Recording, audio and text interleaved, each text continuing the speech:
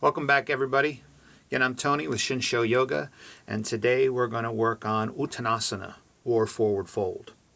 So, forward fold is an inversion. Once again, considered somewhat more of a basic posture in yoga, but as I've mentioned in prior videos, the basics, mastering those, is the most important thing, in my opinion, that you can do.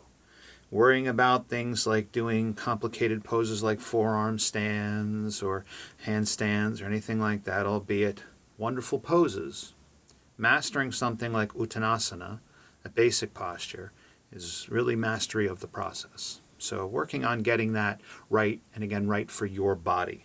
Not for what you will see in social media, not for what you see who your friend does it who has been a dancer their whole life or a gymnast and they can do things that you can't do, and you say, well, I must not be able to do this properly because they're doing it this way and I'm not doing it that way. Doing it right for your body.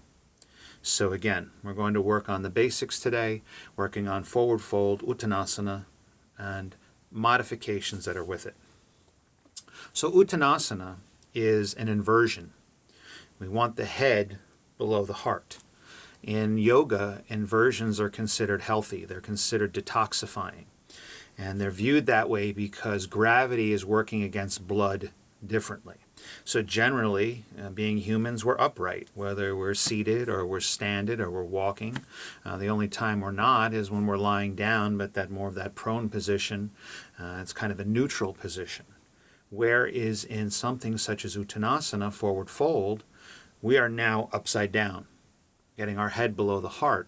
And now the body has to work differently to be able to pump that blood, because the blood is now going against the flow of gravity, where it's used to pumping it up and having it flow down. Now all of a sudden there's a different stress on it. And again, in yoga, in Ayurveda, they consider that to be detoxifying. So any inversion is healthy. And again, uttanasana being one of the more basic. One of the things you'll see in what we're doing today is very important within any inversion is that since we want the head below the heart, bending of the knees, often one of the biggest errors, for lack of a better term, I see people doing, especially that are new to the practice, is they think that this is a stretch for the back of the legs or back of the body. Although that the back of the body and the legs can get stretched from this, and there is a healthful benefit that way for it, that's not the focus of the pose. The focus of the pose is to have the head below the heart. So if there isn't the openness in the back of the body to have that happen, we definitely are adding a bend to the knees on that. But enough about me explaining it. Let me show you. So for uttanasana, right, we want our legs to be about hip distance apart here.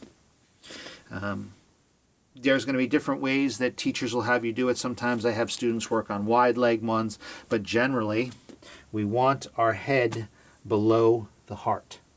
Our feet hip distance apart and the head below the heart.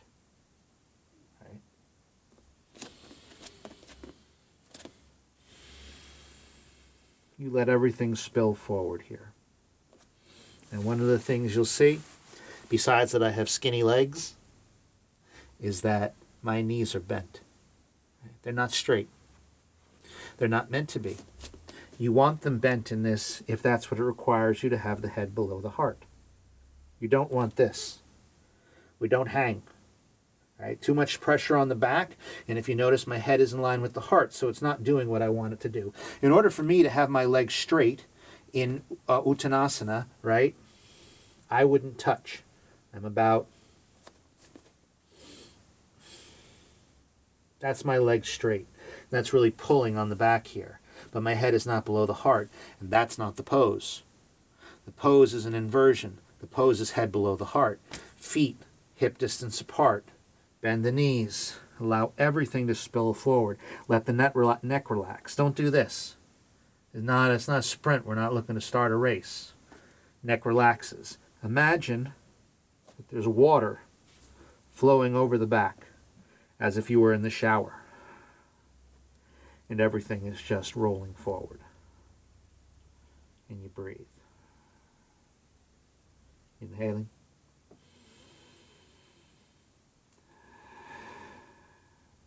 And exhaling.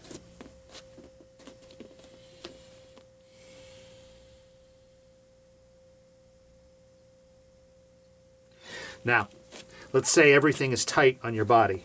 You're brand new to yoga and you're struggling just to do that fold. You go to fold forward and back is tight, hamstrings are tight, calves are tight, feet are tight, shoulders are tight, neck is tight. Block. Take your block. Bring it in front of you, whatever height that you need. Whether it's here, whether it's here, whether it's here. Maybe you have to do this. That's okay. Whatever you have to do to get the head below the heart. Most do this. This gives you somewhere to rest the hands so you don't hang. So if you're doing this, right, you can't bend any more than this. Put the hands on the block. Let that support you. And then bend further from the hip, getting the head below the heart.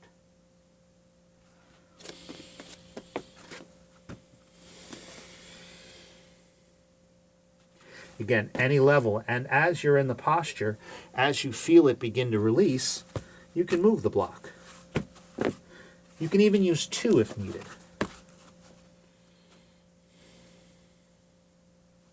Whatever you need to do to get the head below the heart. And allow everything to spill forward.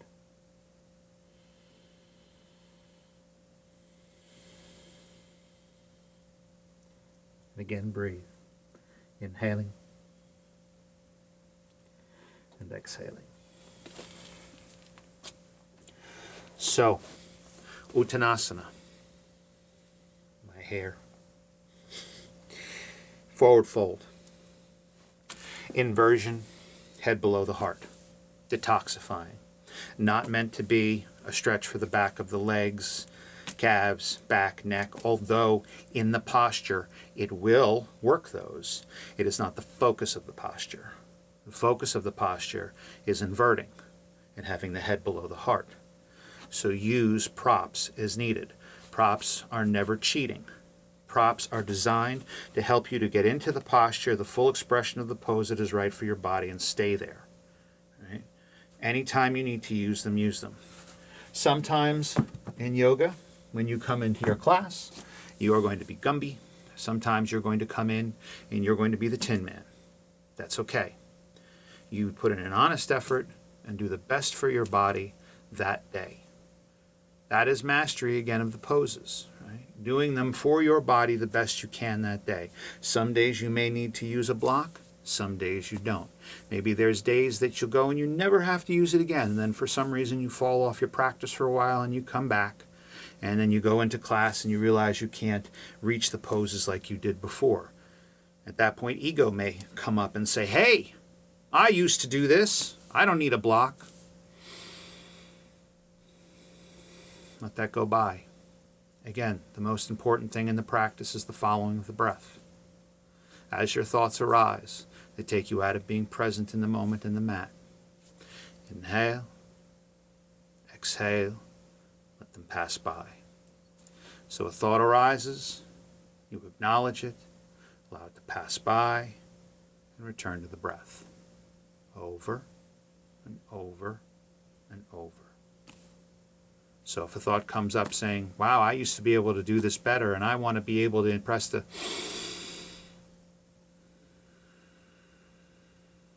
I have to do it myself. Sometimes I go to classes and teachers I know and I'm working to get into a pose and I'm pushing myself and not wanting to modify because, well, I'm a teacher. I should be able to do this and I want this teacher. I often choose very challenging classes to go to be able to challenge myself for this reason, not for the reason of how fast can I go, to go and say, okay, I'm going to be in this challenging pose. Can I let go of the ego? Can I let go of the things I think should be? And just practice the best for my body that day. And when I'm overwhelmed, drop into child's pose and rest. I hear that voice in the back of my head when I don't do that going, you're not practicing what you're preaching. So uttanasana, forward fold, inversion, detoxifying, as with all yoga poses, very healthy, and considered a basic pose, but again, mastery of the basic poses, meaning the best for your body that day, is the most important part. So, thanks again for watching. Namaste.